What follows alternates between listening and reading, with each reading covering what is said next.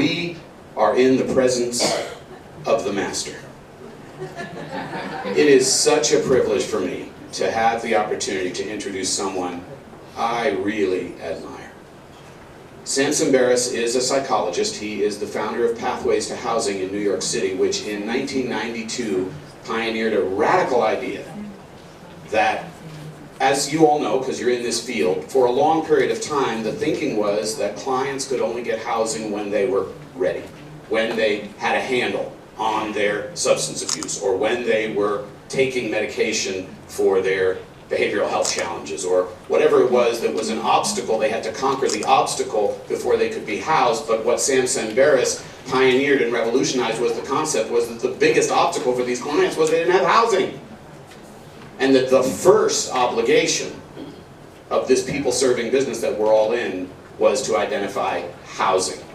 And from that radical concept, Sam Tsemberis became the ambassador, preaching the gospel throughout the world, that has really revolutionized the business that we're in and our capacity to substantially diminish the number of people living in misery, living on the streets, in the woods, and in their cars. And so I'll just read a couple of things from his bio, but the point is, this is the father of Housing First right here.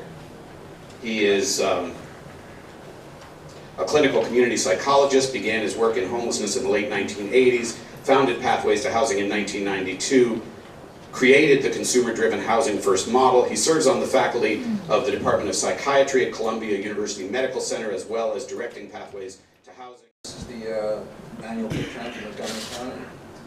And that's what we're looking at today.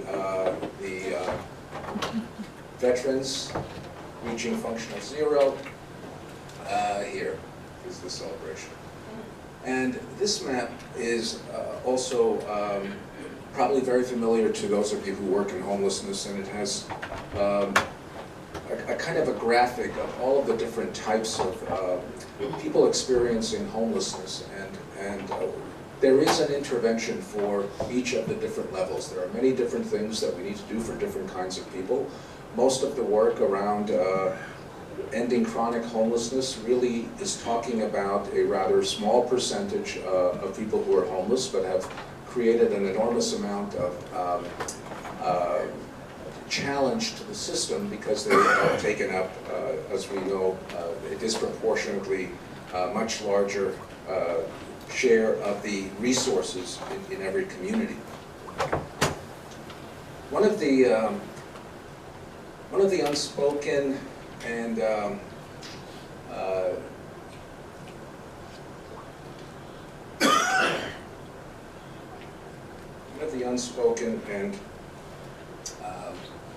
not programmatic challenges that I've recently been looking at is captured well in a book called Ending Homelessness, edited by Burns and DeLeo.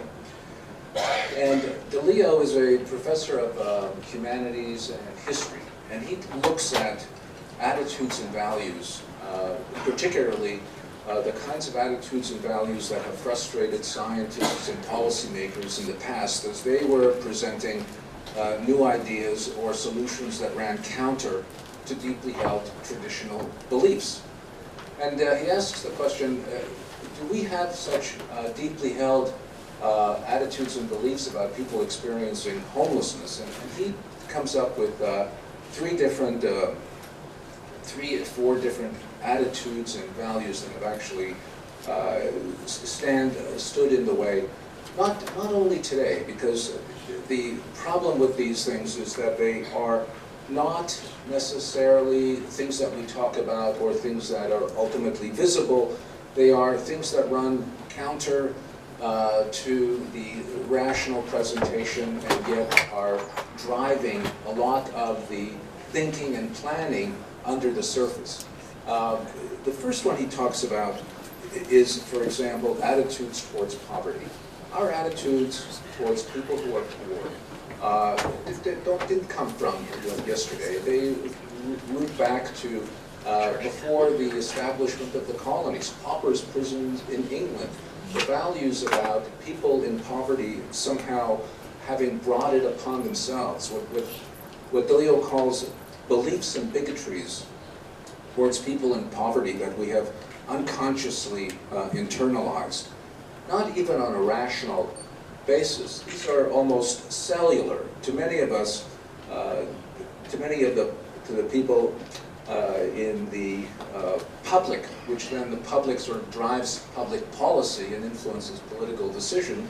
People experiencing homelessness are living in a way that corresponds to their value as human beings, something that the person must have brought onto themselves.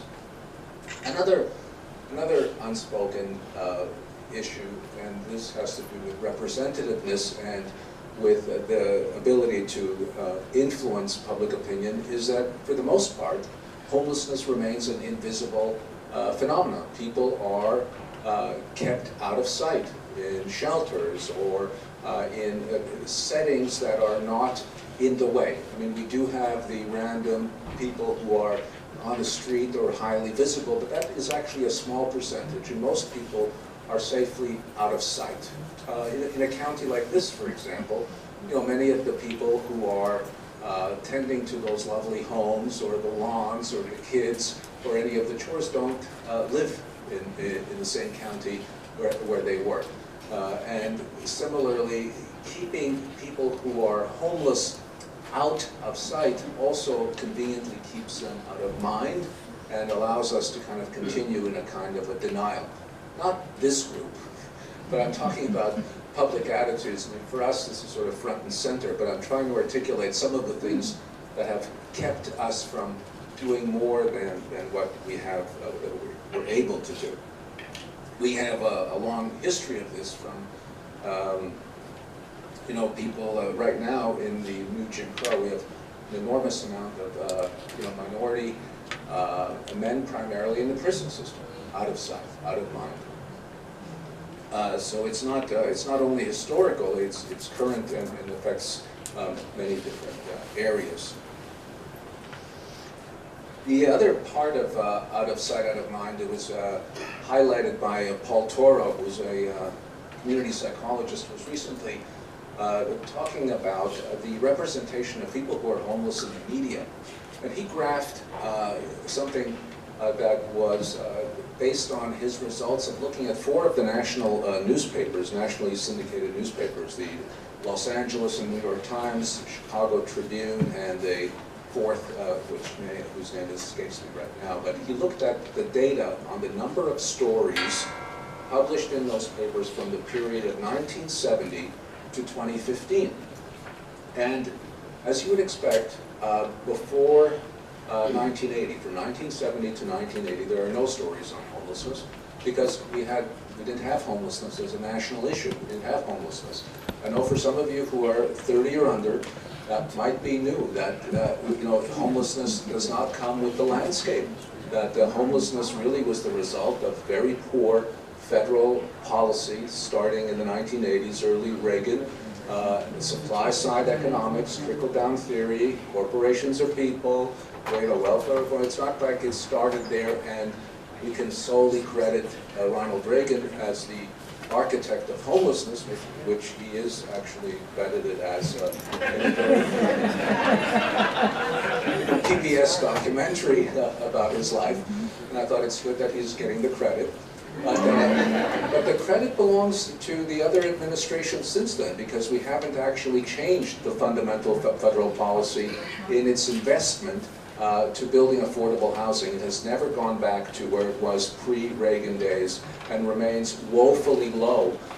And why everyone has to struggle at the county, city, and every other level is that the feds have disappeared on this issue. But what happened in the newspaper coverage is that the coverage peaked around 87, 88. People on the street, people were horrified. We were talking something around 800 stories a year in the late 80s. And then after 88, 89, the stories began to drop, where they've gone down to about 200 stories a year. Mostly favorable, but woefully short of the kind of attention that would bring homelessness to the fore, to the general public's mind, and then influencing public opinion. So the invisibility continues.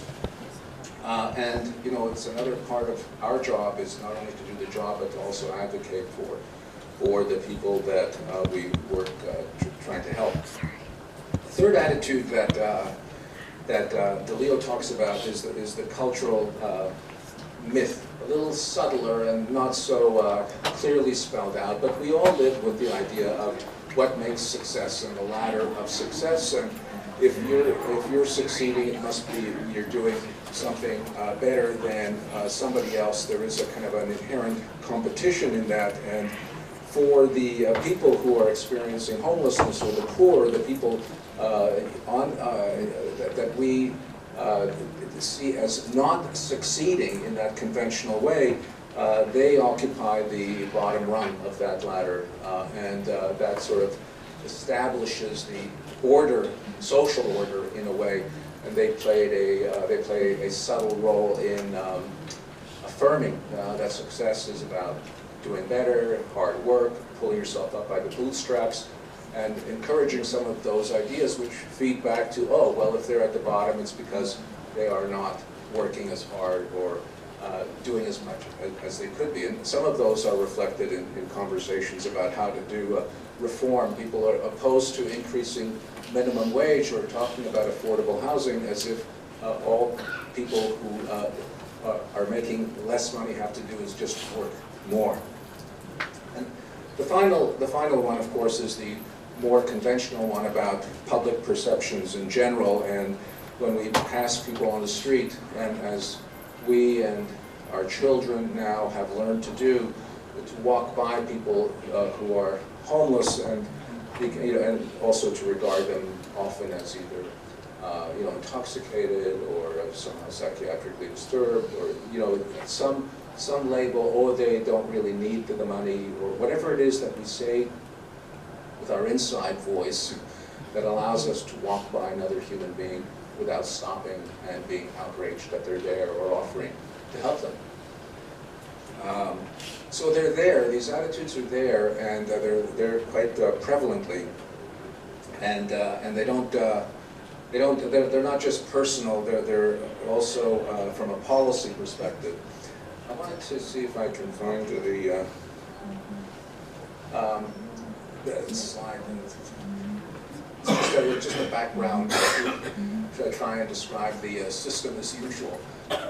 These Russian guys. I picked Russians, no particular reason. They just, when I Googled images, that just what came up. And they seem to fit the bill of what the system must look like. But we have created a system for people who are homeless or people who need services that really assumes that, if they are not reaching the system, there's something wrong with them. And we have attributed root causes of homelessness to individual characteristics. We have seldom seen an analysis of a system that says, well, this system is broken. The educational system isn't identifying kids who have learning disabilities early enough. The housing system doesn't have enough easy access to affordable housing, or the healthcare system is really difficult, to get your pre-clearance so you can see a doctor through the insurance companies. All of these barriers are something we all live with, and if you can't manage that system, it's not that it's broken, it's really about you in some way. And so much of the system effort to address homelessness for people with complex needs has been geared towards improving their character or their ability or their motivation. They need to be fixed.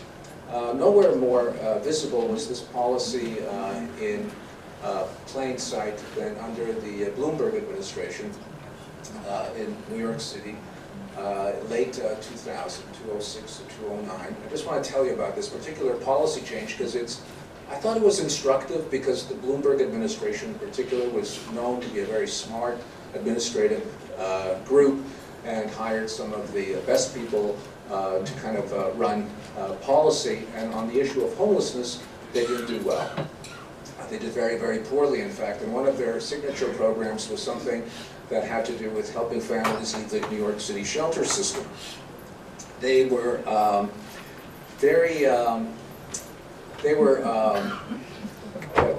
focused on the idea that they would give the families, and by families I mean about 95% of the population was single-parent moms with kids, they would give them a rent advantage, which meant that they would get 80% of their rent paid in the first year out of the shelter system, and then, you know, to have that 20% of as an incentive for them to sort of work and contribute to it. By year 2, that would drop to 60, and then year 3 to 40 and 20, and then they would be independent. Out of, you know, generations of poverty, single-parent moms with not a strong resume would go from being in the shelter to wholly independent, paying their own rent for their kids in 5 years. Ambitious, but you know, there was nothing if not ambitious in most of the Bloomberg policies. And I have to say, in all fairness, you know, the greening of the city, the traffic patterns, that all worked. But it didn't work well with real people in the shelter system, because what happened there was that in the first year, thousands of families, I think there were 20,000 families that left the shelter system, found apartments in the neighborhood with community landlords and this rent advantage stipend at the 80%. By year 2, families were beginning to return. They couldn't make that 40% difference. They didn't have the kind of jobs and childcare and everything else that would allow them to pay that rent.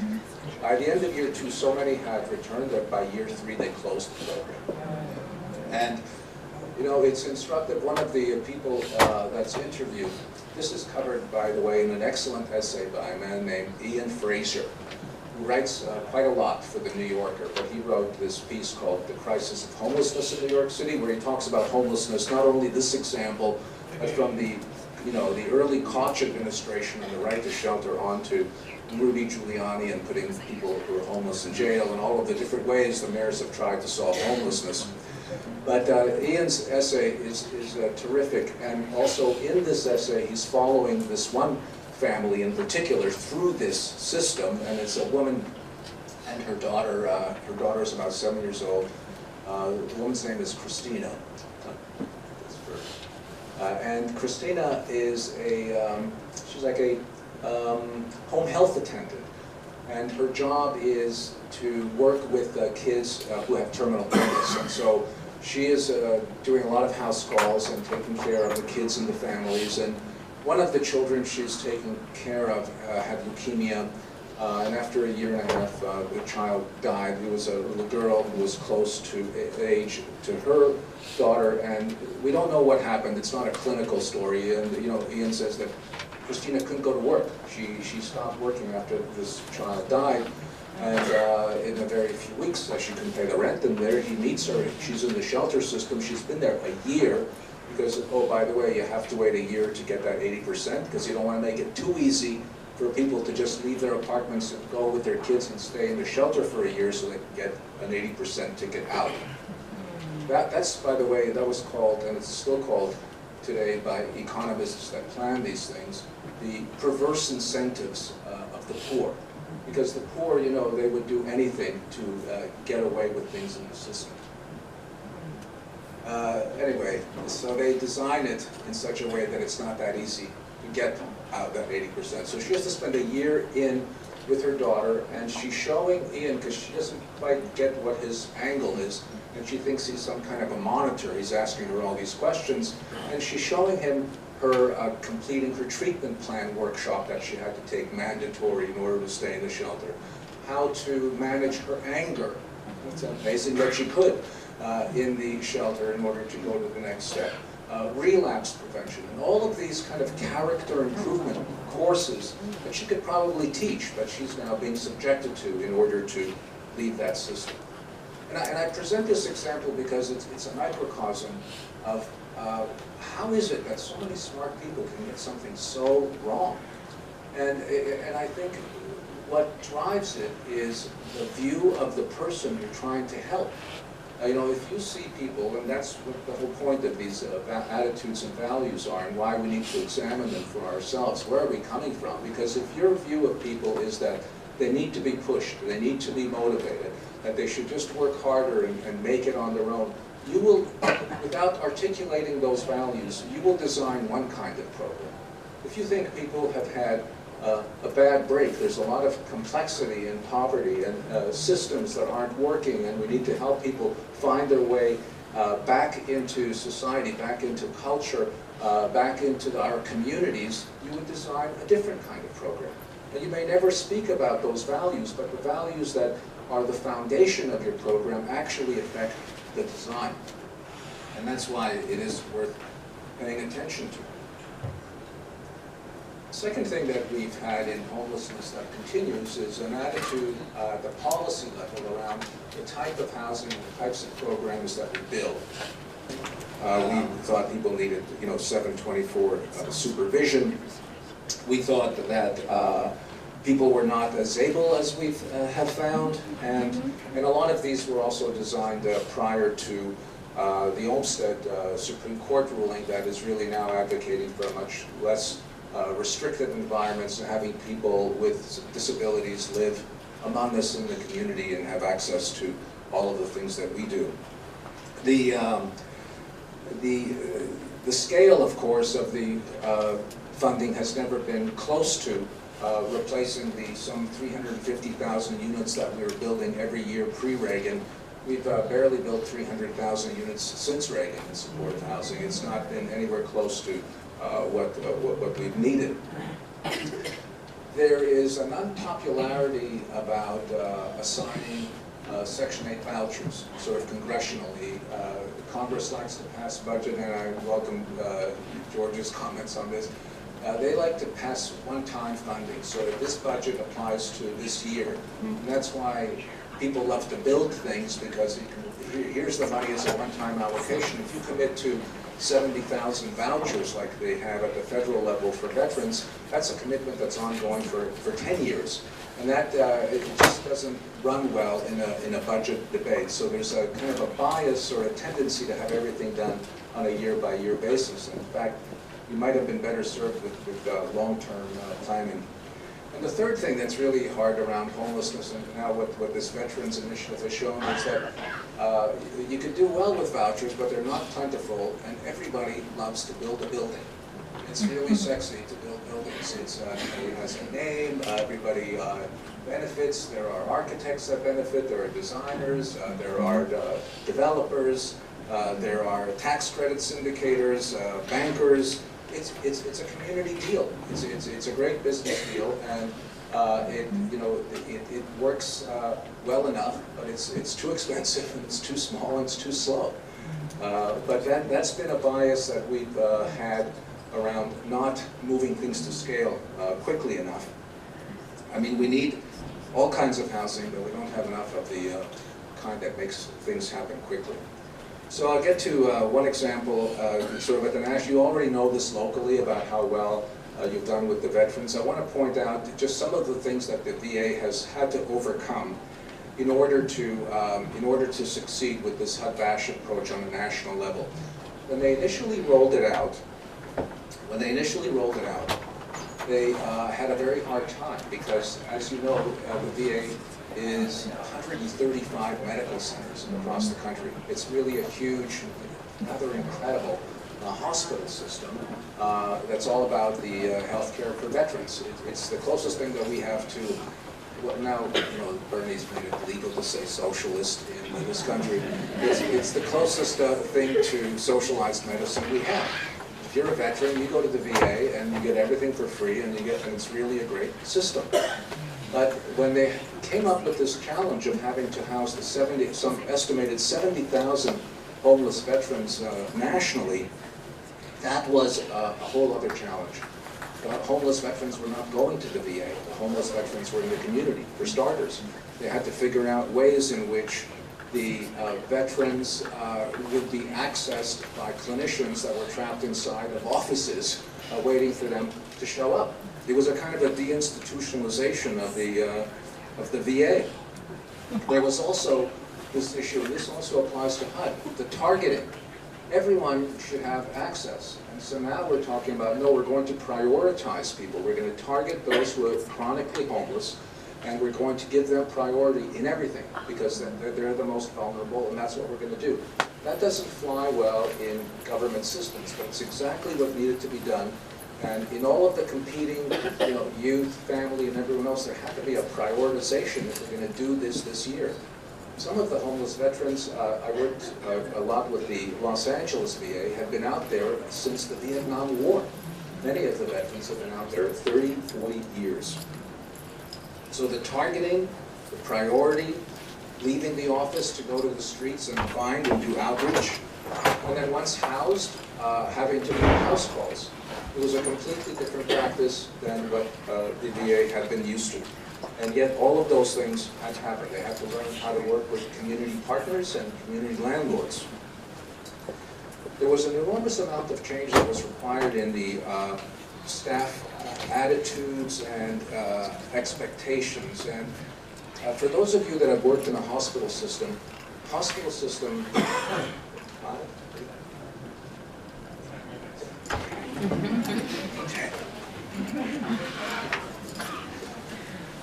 I can do it. For those of you that have worked in a hospital system, you know that it's all about risk averseness. You take no chances, and you want your operating team to be risk averse. You want them to have checklists. You want them to have all kinds of rules so that they make no mistakes and they don't forget anything inside of you with the surgery. Going to from a model that's a hospital-based risk-averse model to a harm reduction, community-based program where you're taking veterans on the street who are actively using, sometimes actively delusional, and putting them into an apartment of their own really requires a huge cultural shift. In the initial phases, the staff would be so nervous making apartment visits that if they saw evidence of use, they would write it up as an incident. Because sure enough, if you're in a hospital bed and there's a crack pipe next to you, you want to write it up as an incident. But if you're visiting someone's home and you see a joint in the ashtray, that's not a good reason to write it up. It goes counter to you building a healthful, trusting relationship with that person. So the cultural shifts in how we deal with the clinical practice, the portable clinical practice of home visits and what we do and what's the best way to help someone reduce the risk of losing their apartment because of drug use becomes a completely different conversation in one setting than it is in another. And I guess that goes for law enforcement as well. I'm really glad to see you guys here. I'm just talking about other people using it. But it was a huge cultural shift. It was even a shift in the way that people felt responsible for veterans. When they would do outreach, for example, they would be very reluctant to write someone onto their caseloads and take responsibility for them. Because once you take responsibility, then you're responsible for the veteran. And this is someone that you can't guarantee that you'll see.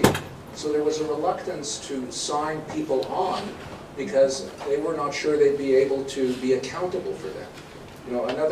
So risk is a huge issue in this shift. And the only way that it actually gets managed is for all of us to share some of that risk. The clinicians have to learn to manage their anxiety about how to help someone who's actively using. Landlords step up and take a risk on a tenant who doesn't have a long history of residential tenure or pass the kind of credit check that they're used to. But that risk is mitigated because you have a caseworker who's going to have the landlord's back if there's something with the tenancy, and you have a Section 8 voucher that minimizes their risk in terms of their financial well-being because it's a predictable rent. So that you set up a system, you address the risk, but you acknowledge that everyone has to go a little bit beyond themselves in order to make this happen. Because we're not housing here the usual tenants, we're housing people that are so-called riskier, but it's all very manageable. I keep going to the mouse. So the home visit, and this is my effort to graphically show you what I think that what the approach to Housing First is like when you do portable services. We're not asking the person to go to the system. We are bringing the system to the person. And so in those case management home visits, you are offering support for medical care, for addressing legal issues, for spiritual connection to the community, reconnecting with family, whatever it is, the case manager becomes either the direct provider or the broker or the representative of these systems that people need. You know, in the VA story in Los Angeles, I can tell you that similar patterns were found in the PIT count that was announced 2 weeks ago there. Overall in Los Angeles, there was a 5% increase county-wide in homelessness, mostly people sleeping on the street. They had an increase in the city of 11% to 28,000 people in Los Angeles. And yet in that very same city, and what people said about the increase was, well, you know, Los Angeles, the high rents, you can't find housing, and difficult, and so on. But there was a 44% drop county-wide and a 46% drop in veterans homelessness in Los Angeles. In the very same city that it's, you know, people say, well, it's so difficult and the rents are high and there isn't enough housing. But there is. There is enough if you target it correctly, if you approach the housing authority correctly, if you're efficient in managing things, and all of the things that you've done here to end veterans' homelessness. And what I particularly like about it is that it shows that if you don't do this, the rate is the same or slightly higher. And if you do it, it bends that curve and it shows that we can in the very same context. This is not different people with different groups working. This is people in the very same context working in a different way in the same communities and achieving quite a different result. So there was a lot of conversation also about how much money. Well, the mayor promised nearly $2 billion over 10 years to pay for affordable housing. $2 billion over 10 years. It's not a lot of money. The Obama administration, $11 billion over 10 years. One of the editors at the time said that's about 1% of what we were spending in Afghanistan for the war, the peak of the war. So these are not the kinds of commitments that are impressive or are going to make a dent in the problem. So maybe we don't really believe in subsidized housing like we did before, Reagan, and we just haven't come back. And Sheila Crowley from the National Low-Income Housing Coalition points out, like, is it that the U.S. government does it? The U.S. government invests billions of dollars every year in government-subsidized housing. In fact, the U.S. tax structure is set up to provide lots of subsidized housing. Current federal tax policies provide a projected $233 billion a year for homeowners in tax relief. And much of this subsidy goes to those who are most wealthy and can take advantage of an itemized tax deduction. So we do have hindrances, we do have an ability to subsidize where we want and how we want. It's not that we're opposed to subsidized housing, but it's subsidizing the wrong group. Well, not the wrong group, just a different group, and we need to share better. It's about the income disparity. Okay, I'm almost out of time. I'm just going to give you one more example of something that works so well. And it's just to the north here, which is it's kind of an interesting, cultural shift to see how our neighbors are doing. And this Canadian project started in 2009, was completed in 2014, and it's still going on. Now, the Canadians were having the Olympics in Vancouver in 2010. Some of you may remember that. And there was a strong impulse to clean up the streets of Vancouver, because we were having company. So it was clear that they couldn't do an initiative around homelessness only in Vancouver, where homelessness happens to be concentrated in this one East Hastings neighborhood, much like it is in Skid Row, Los Angeles. In fact, that was one of the original Skid Rows in Vancouver. The skids were the lumber industry floating the trees down, and the temporary workers would live there for seasonal and then would disappear, and those neighborhoods became enclaves later for people who couldn't afford housing or had very poor housing. That Vancouver Skid Row was the epicenter of that. But they decided to do a federal grant instead, and they invested $110 million to look for an intervention that would help end street homelessness in Canada. And so they did this with the Housing First approach in 5 Canadian cities. These are the cities: Winnipeg, Toronto, Montreal, and Moncton. And after the study, most of the money, like 85, 90 million, went for housing, support, and services. And the other 20 was about the research. Each city had its own research team, and there was a national research team. So all this data that was gathered and the pacing of the intervention was all done exactly the same throughout the country. It was 2,250 people across Canada randomly assigned to either housing first or treatment as usual. It was a sort of an extraordinary, undertaking from a social science perspective. Very, very well done. And not surprisingly, they found these kinds of results. Averaged out, they looked like this. People would come in, the high need people would get subsidy with ACT, and the moderate need people would get subsidy with intensive case management. The caseload ratios were appropriately small depending on the needs of the person. That's there to the success. In fact, these were very, what we call high fidelity housing first programs, and we went regularly to make sure they were operating that way. And in fact, the programs that were operating in a consistent, manner consistent with the model got slightly better results. From like a 75% success to 85% success in stable housing, for example, if you paid closer attention to the model. So the Canadian government under Harper, where this took place, read the results and changed federal policy. Now this is the thing about what works, because the same thing happened here with the VA. There was a decision at the highest level that we're going to end veterans' homelessness. And the resources were in place. It was very much a top-down decision. And it then played out at the Housing Authority, at the VA locally, at the cities, and so on. Similarly, in Canada, the federal government read these results, 80% success. There was a cost saving associated to it, the reduction of the use in services once people were housed. And they changed the Canadian federal policy so that now any community in Canada that is getting federal dollars has to spend 50% of every dollar on a Housing First program. That's kind of extraordinary in terms of a policy shift and a funding shift. So now communities are scrambling to find out, well, how are we going to do this, and who are we going to target, and what will our new community lineup look like?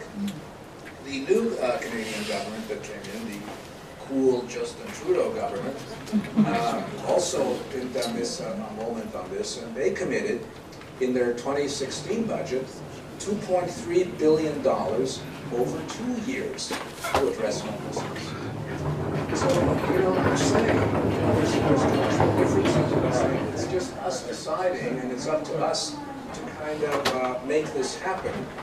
And I just want to go back to the beginning of it, which is that we have to not look away. We have to see who's there. We have to pay attention to people who are homeless, because that's the beginning of how it is that we're going to solve it. Thank you.